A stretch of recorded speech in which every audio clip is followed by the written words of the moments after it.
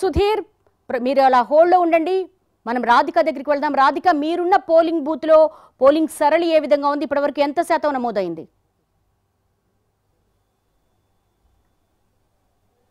Right దేవి, ఉదయం నుంచి కూడా హైదరాబాద్ లో మందకొడిగా పోలింగ్ జరుగుతుందని చెప్పుకోవాలి. ప్రస్తుతం నేను ఓబుల్ రెడ్డి పోలింగ్ కేంద్రం దగ్గర ఉన్నాను. ఇక్కడ 1548 ఓట్లు ఉండగా ఇప్పటి వరకు కనీసం సగం కూడా ఓటింగ్ జరగని పరిస్థితి అయితే మనకి ఇక్కడ నెలకొందని చెప్పుకోవాలి. ఓవరాల్ గా చూస్తే కూడా మనకు సిటీలో ఓటింగ్ సరళి చూస్తే కూడా మనకు చాలా తక్కువ పర్సంటేజ్ నమోదైనట్టుగా కూడా చాలా క్లియర్ గా అర్థమవుతుంది. ఒకవైపు ఎండల కారణంగా కొంత తక్కువ ఓటింగ్ శాతం నమోదవుతుంది అనేసి చెప్తూ ఉన్నారు. మరోవైపు ఇటు ఇప్పటికే ఎలక్షన్ కమిషన్ కూడా చెప్పినట్టు పలు ప్రాంతాలలో పలు జిల్లాలలో చూస్తే కొంత పర్సంటేజ్ 50% దాటినప్పటికీ కూడా అర్బన్ సెక్టర్ ఏదైతే ఉందో హైదరాబాద్, మల్కాజ్గిరి, రంగారెడ్డి, వికారాబాద్ ఈ ఏరియాస్ లో చూసినట్టయితే సికింద్రాబాద్ అట్లాగే కొన్ని ఈ అర్బన్ సెక్టర్స్ లో మనకి చాలా తక్కువ ఓటింగ్ అయితే నమోదవుతున్నట్టుగా క్లియర్ గా అర్థమవుతుంది. ఇక్కడ ఓబుల్ రెడ్డి పోలింగ్ స్టేషన్ ఏదైతే ఉందో ఉదయం నుంచి కూడా చాలా తక్కువ మంది ఓటర్లు మనకి ఇక్కడ కనిపిస్తున్న పరిస్థితి. క్యూ లైన్ లేకుండా యథావిధిగా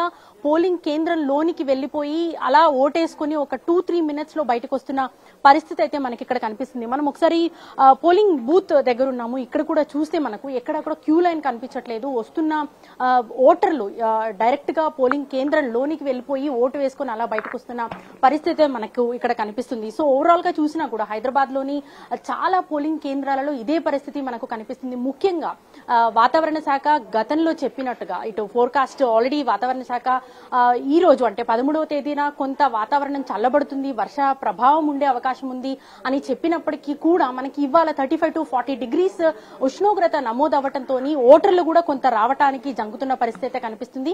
అంతేకాదు హైదరాబాద్ కి ఒక డిఫరెంట్ పరిస్థితి ఉందని చెప్పుకోవాలి. ఎందుకంటే ఇక్కడ హైదరాబాద్ లో సెటిల్ అయిన వాళ్ళు వాళ్ళ స్వంత గ్రామాలలో ఓటు హక్కు కలిగి ఉన్న వాళ్ళు ఎక్కువగా మనకి ఈ శివారు ప్రాంతాలు ఏవైతే ఉన్నాయో ఇటు ఎల్బీ నగర్ కావచ్చు, కుకట్పల్లి, కేపీహెచ్బి, లేకపోతే ఇటు నిజాంపేట్ అట్లాంటి ఈ శివారు ప్రాంతాలు ఏవైతే ఉన్నాయో, షేర్లింగంపల్లి అట్లాంటి ప్రాంతాలు ఏవైతే ఉన్నాయో అక్కడ ఎక్కువగా మనకి ఆంధ్ర ఓటర్లు ఉండటంతో ఆంధ్రప్రదేశ్ లో కూడా మనకి ఇటు assembly and Lok Sabha elections simultaneous గా కొనసాగుతున్న నేపథ్యంలో అక్కడికి కూడా ఓటు హక్కును వినియోగించుకోవడానికి ఎక్కువగా పబ్లిక్ వెళ్ళినట్టు అర్థమవుతుంది. మరోవైపు సాటర్డే సండే వీకెండ్స్ ఉండటంతో ఐటీ ఎంప్లాయీస్ ఎక్కువగా హైదరాబాద్ లో ఉండటంతో కూడా ఇక్కడ కూడా ఓటింగ్ శాతం పడిపోవడానికి కారణంగా కూడా కనిపిస్తుంది. దేవి, రైట్ రాధిక, మీరు